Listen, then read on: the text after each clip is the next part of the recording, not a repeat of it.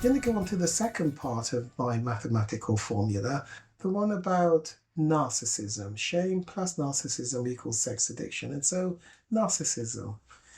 Here is a definition of narcissism that I'm going to give to you. I'm going to give you two definitions, in fact. But this first definition, it's one that actually I've written. What is really important when we look at the concept of narcissism is that you don't go off and put that term into your search engine like Google and find lots of information about narcissism, and you end up actually looking at NPD, Narcissistic Personality Disorder. That is a real personality disorder, and individuals with NPD, Narcissistic Personality Disorder, are really challenging people to be in relationship with. I am not suggesting that individuals with sex addiction, porn addiction, love addiction are narcissistic. What I am saying is that they will have the traits of narcissism, and it's those traits which I want to bring out for you so that you can recognize that the likelihood is that even though you don't recognize the traits in you, it is very likely that the behaviors will lend themselves to you having narcissistic traits, narcissistic behaviors. Not saying you are narcissistic, we're saying you will likely have narcissistic patterns of behavior. So, what is narcissism?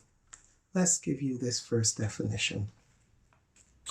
Narcissism is the way we conceptualize how we will look after ourselves.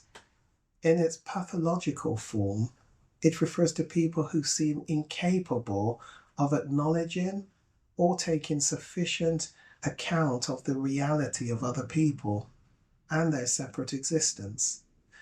Narcissistic personality disorder describes those who exemplify an extreme form of this characteristic. The primary purpose of narcissism is to compensate for experience, usually early in childhood, when ordinary expectable needs were not met adequately. The narcissist denies dependence on others and denies even that others exist except as players in the narcissist's drama. Other people are required to meet the narcissist's need for recognition and value, but without relationship being reciprocated. The narcissist gives nothing, but demands others gives everything. Therefore, the original horrific experience of unmet need and the shame and vulnerability that goes with it is denied and defended against. Traits, and the traits I'm going to take you through are at the higher level of manifestation. So recognize that you may manifest them at a much lower level. So those traits include being the center of attention, little interest in others, craves recognition and praise. They are performers and want others to keep on clapping and not stop. Controls and dominates interaction with others. Has to be right. Cannot admit to ever being wrong. Never apologizes. Insists on things being done their way. Always makes the choices and decisions. Reliance on others is not acknowledged. Many clients, once I've taken them through this definition, don't readily identify with the traits that I've just taken them through. They certainly feel that they are introverted, not extroverted, definitely not wanting to be the center of attention. And I do spend some time with various clients to just help them to begin to see how the traits can be playing themselves out in their life. Another way that I look upon the narcissistic traits is a bit like this. It's like you are in a play on a stage. You are the lead actor or actress. The spotlight is always on you. Wherever you walk around on the stage, It's always on you. Other actors, actresses are brought in to make you look good, and you take them off the stage as and when you don't need them.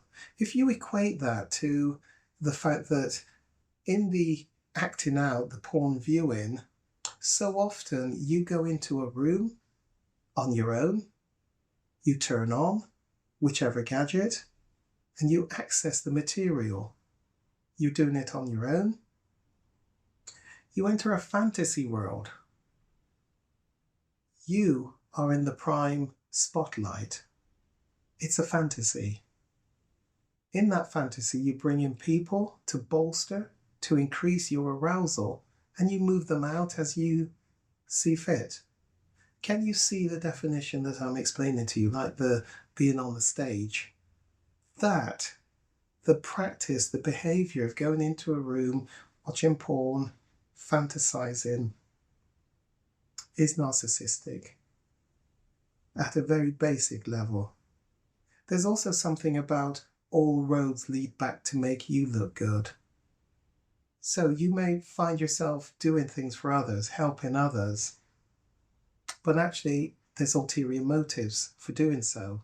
So often it's because there's something in it for you, some form of payback. You see, just looking at narcissism as a love of self doesn't do it.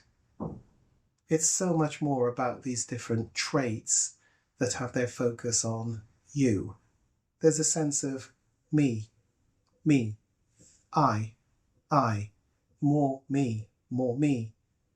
And that's going to be really hard for you to bottom out and come to terms with the fact that you may have that type of orientation, that type of pattern of behavior. It's going to be hard for it to be found.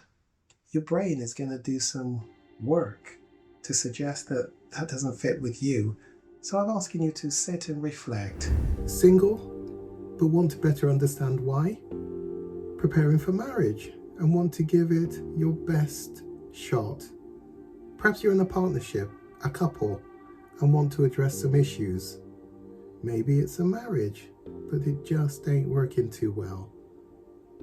Are you a couple, but know it could be better? Consider a diagnosis, a form of MOT for the relationship. Want to limit passing on the stuff to the children?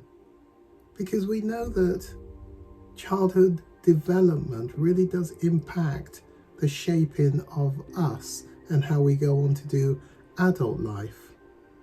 Want to maximize the quality of your relationship?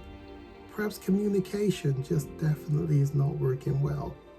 Conflict needs managing, needs resolving.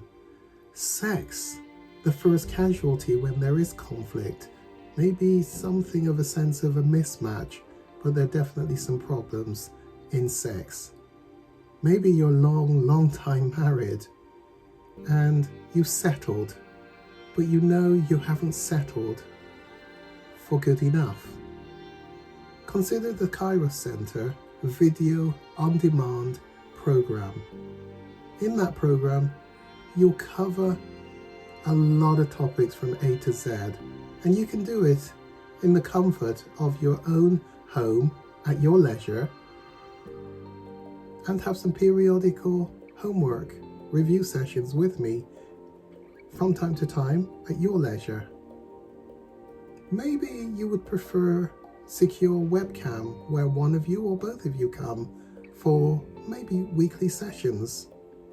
There's something for everyone in the Kairos relationship program. Contact me today. Whether you're in a partnership, a marriage, these things are true.